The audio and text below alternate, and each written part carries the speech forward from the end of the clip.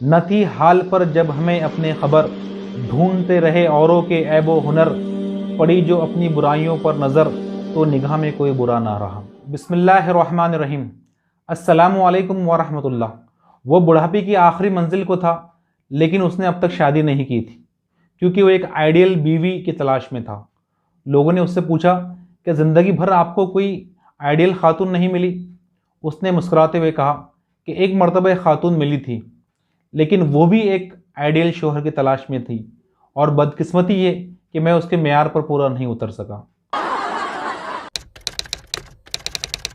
आमतौर पर लोग दूसरों की कमज़ोरियों, खामियों और लैकिंग्स के जानने में एक्सपर्ट्स होते हैं, उसमें माहिर होते हैं।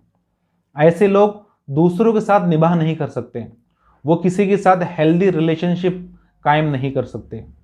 इसके अपोजिटली, अगर आदमी अपने जायज़ा ले, अपने खामियों पर नज़र रखे, अपने कमज़ोरियों को जाने, तो उसको एहसास होगा कि खामखा मैं दूसरों के ऐब तलाश कर रहा था, ऐब तो मेरे अंदर भी है। बहादुर शाह जफ़र ने कितनी खूबसूरत बात कही है, न थी हाल पर जब हमें अपने खबर, ढूंढते रहे औरों के ऐबो हुनर, पड़ी जो अपनी बुराइयों पर नज़र तो निगाह में कोई बुरा ना रहा। आदमी जब अपनी खामियों के ऊपर नज़र रखता है, उनको अगर तलाश करता है, तो उसके अंदर तवाज़े, इनकिसारी यानी ह्यूमिलिटी पैदा होती है।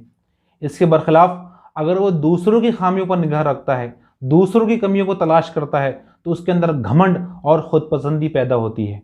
जो अजीम, जो अच्छे और कामयाब लोग होते हैं, वो अपनी खामियों पर नज़र रखते हैं, वो अपनी कमियों का जायज़ा लेते हैं और दूसरों की खूबियों पर नज़र रखते हैं।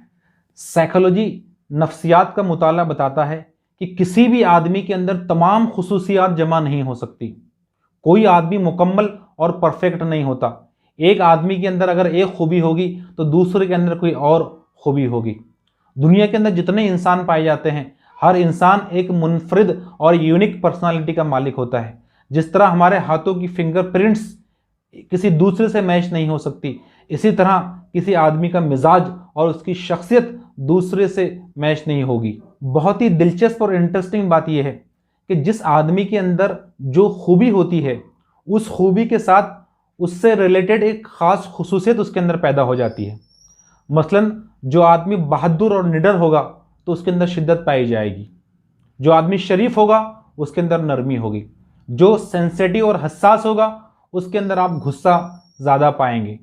जो आदमी के अंदर अक्ल होगी और टैलेंट होगा, उसका मिजाज के अंदर तनकीद होगी। जो आदमी फील्ड में काम करने वाला होगा, उसके अंदर थिंकिंग एबिलिटी और थिंकिंग पावर कम होगी। ऐसी सूरत में काबिल अमल और प्रैक्टिकल बात यह है कि हम लोगों की रोशन पहलुओं पर, उनकी खूबियों पर नज़र रखें और उनकी खामियों को, उनकी लैकिंग्स को नज़रअंदाज करें।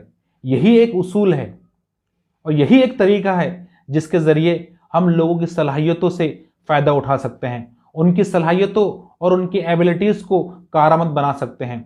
वरना सिर्फ हम लोगों की खामियों पर नज़र रखेंगे तो हम लोगों को ज़ाय कर देंगे। और ये एक उसूल आपको हर ताल्लुक़ के अंदर फ़ायदा देगा। वो ताल्लुक़ चाहे शोहर और बीवी का हो, चाहे एक मालिक और मुलाजिम का हो, चाहे दो दोस्तों का हो, चाहे दो बिजनेस के पार्टनर्स का हो।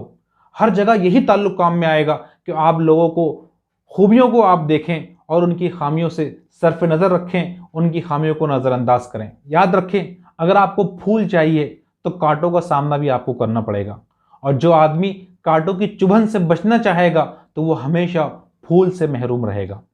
और एक अहम बात यह है कि जब कोई बड़ा काम करना हो, तो वो किसी एक आदमी की बस की बात नहीं होती है।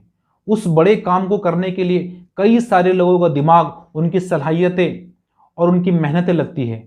एक टीम वर्क की ज़रूरत होती है, जहाँ कई सारे लोग मिलकर काम करते हैं और अपने मकसद तक पहुँचने की कोशिश करते हैं। तो ऐसे जगह पर जहाँ बहुत सारे लोग मिलकर काम कर रहे हो, तो सब लोगों के अंदर पेशेंस होना बहुत ज़रूरी है, सब्र होना बहुत ज़रूरी है। उनके अंदर कुव्वत बर्दाश्त हो, वो ब्रॉड माइंडेड हो कि जहाँ वो छोटी छोटी बातों को नज़रअंदाज करें, एक दूसरे को लेकर चलें।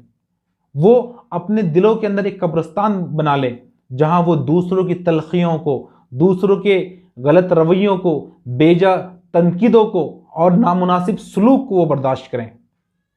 इसी सूरत में एक बड़ा काम अंजाम दिया जा सकता है।